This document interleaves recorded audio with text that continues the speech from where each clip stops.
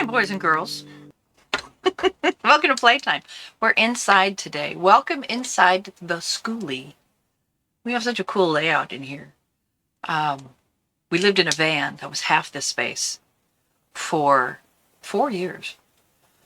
And now our space is doubled. And what you see behind me, that is the bottom of our Murphy bed. We have a big California king-size bed that completely fills up the back quarter of the bus when it's down. But when it's up, I have my desk that pops up.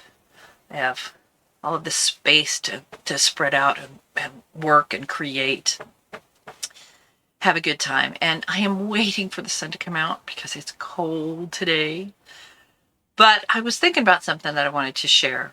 My dear friend called me the other day, and she's going to know who she is. Love you, honey. We talk every week. But she called me up the other day, and we talk about gardening. We talk about life. We talk about, big events in the news and society, and things that we think are on the horizon, that kind of thing. We talk about being prepared for whatever life throws at us. But she was asking me about a current story in the news, a particular pundit that is got some interesting theories, and it's just, the reaction from some people has been pretty extreme and pretty angry and pretty confused and all that stuff. And she asked me what my thoughts were on it. I just said I'm aware of it, but I'm not emotionally invested in. I'm choosing to not be emotionally invested in the story. I think it's an important story, but I'm choosing not to be emotionally invested in it. So I am aware but unbothered, I guess, is the summarization. And I've kind of been noodling that over. I am a charter member of GenX. I'm one of the older Gen Xers. And we grew up in an era between the mid-60s and the mid-80s when we generally came of age, where fear-based programming was really hitting its peak. It had been there for a long time. It's been a mechanism to control how people think and behave for time immemorial. But using the media particularly to influence populations through fear was really coming into its heyday. When you think about the things that we were dealing with the Cold War. We were having the atomic bomb drills under our desks. We had, killer bees from Africa that were going to come and sting everybody. We were going to have acid rain that was going to eat your face off. The AIDS epidemic happened during our youth. The milk carton thing, seeing kids' faces on the milk carton and being told this could be you. All of these things from a very early age for our generation were traumatizing. And those fear-based programs are deeply embedded in us. But I think there's something about Generation X that has given us an unexpected advantage that generations to follow don't have. Because we really are the last of the feral generation. I grew up in a neighborhood where I was one of just a couple of girls in a neighborhood of 15 boys. I have an older brother and a younger brother, and I was surrounded by boys all the time. And we were absolutely feral. We lived in the hills. Everybody rode their bikes. We had a big field behind our house. We would disappear for hours. Mom would literally kick us out of the house. And when Mrs. Beeler across the street blew her whistle or the street light came on, you better be home. It really was that kind of an upbringing. And, there'd be maybe a bologna sandwich on white bread with Miracle Whip on the picnic table in the backyard. But you were drinking out of hoses, and you were cutting tunnels into the blackberry vines and creating forts out of whatever you could salvage from the neighborhood construction projects. That was our upbringing. And, for me, I had to be a tomboy because I was the only girl in the neighborhood most of the time. So if I wanted to play, it had to be whatever the boys were doing. But we had to problem solve. we got ourselves into sticky situations, and we had to get ourselves out of sticky situations. And in large part, we raised ourselves. And in my case, being the only daughter, I was the middle child. I was kind of the substitute mom for my little brother. Once mom went back to work, I was in like the third grade or something, and my brother was kindergarten or just going into the first grade when she went back to work full time. And so from the age of 10 or 11, I had a lot of responsibility of caring for him. Our older brother was a sports jock, and he was gone. He was hanging out with his friends, or he was at practice or whatever. So I had to be independent. I had to be responsible. And we had a different upbringing than any generation that followed us, particularly.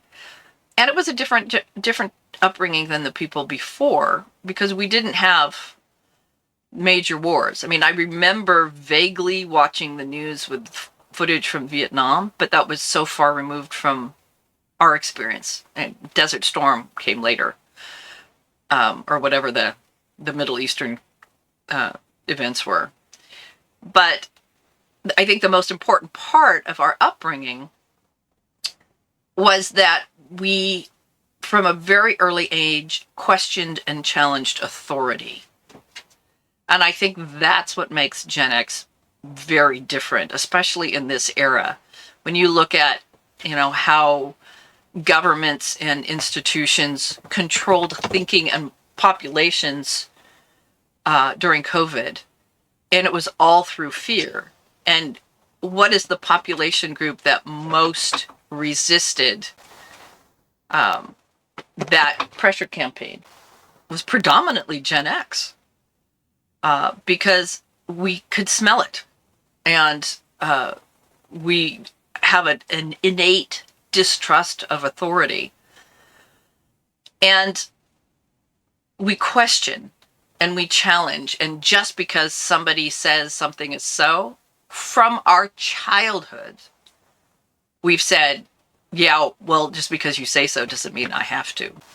So I want to talk about how easy it is to get caught up in fear and allowing it to control our actions, right? Fear-based programming. Once your eyes are open to the prevalence of fear-based programming for how people think and how they behave, it'll really start to tick you off. If you haven't awakened to that phenomenon yet, and you start to pay attention to it and you see how prevalent it is, it'll annoy the shit out of you. It will really seriously piss you off. And the more you see it, the more resistant to it you become. But I want to talk about fear and anxiety in relation to preparedness, right?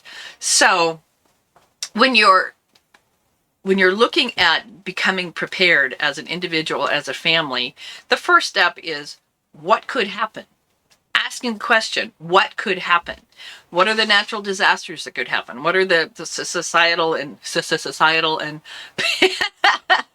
what are the societal and political issues that could come up? What if just civilization breakdown happens? What if there is, a military conflict, or, something else going on? It's really easy to get caught up in the fear of what could happen. And when you focus in the moment of what you can actually do about it, that helps to center you, right? So I call myself a catastrophist, right? I lived in the center of the bullseye of the Cascadia earthquake and tsunami zone for 15 years. And I trained emergency response to volunteers in that environment. And what I would tell them is, know what the possibilities are, know what the probabilities are, do what you can to prepare for the worst day of your life, and then go have a pizza. Do your preparations, have your plan, communicate your plan, and then let it go.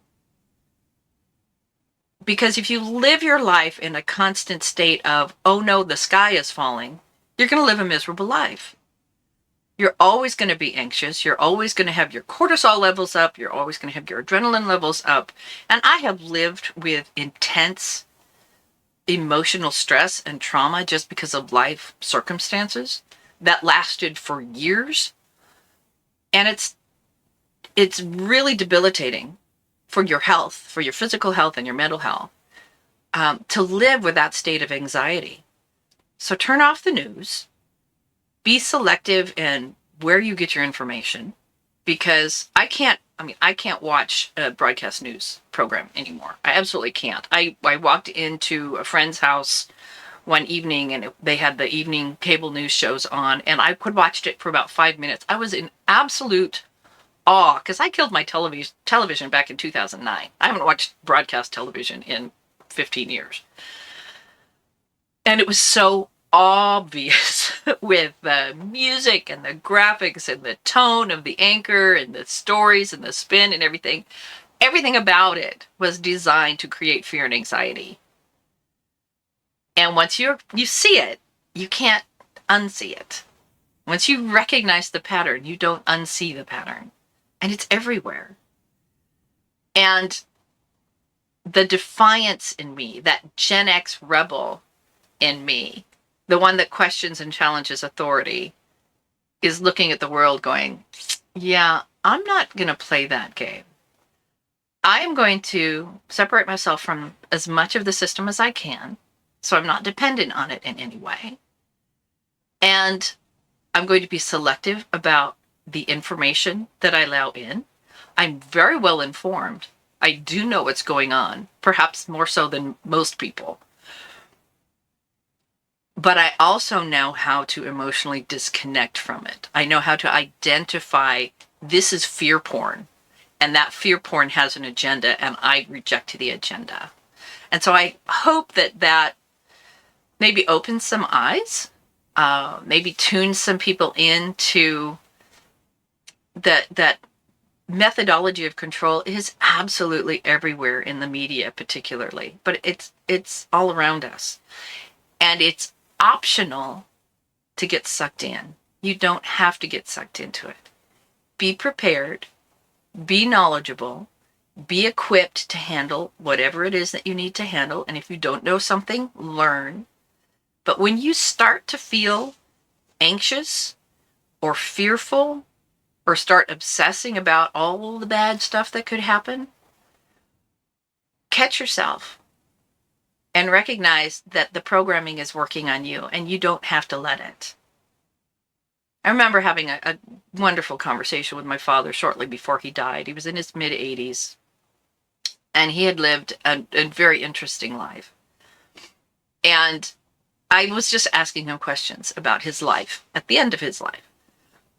And at every junction between what he thought he wanted, and what actually happened, where there was any kind of divergence, he would pause and just say, but it all worked out okay. And then he'd go on and he'd tell me about the next chapter of his life. And he'd get to a crossroads where things didn't quite go the way that he thought that they should go. And then he'd kind of pause and say, that it all worked out okay. So take that with you. It's all going to work out okay. There'll be rough times. There'll be good times. You can't avoid either one. Be prepared as well as you can. Understand that there's an agenda to keep you fearful. You don't have to be afraid. Be prepared. Be of good cheer. And it's all going to be okay. It's good to see you. Thanks for hanging out with me. We'll see you again.